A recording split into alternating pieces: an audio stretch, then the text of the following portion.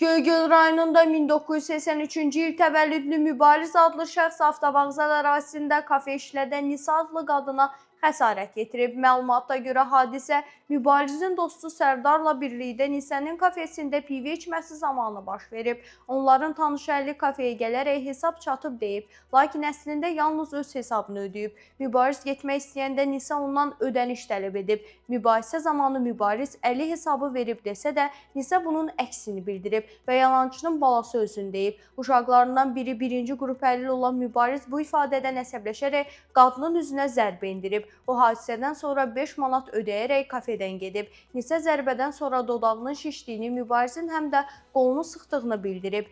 Şahid Əli isə ifadəsində Mübarizgilin də hesabını ödədiyini qeyd edib.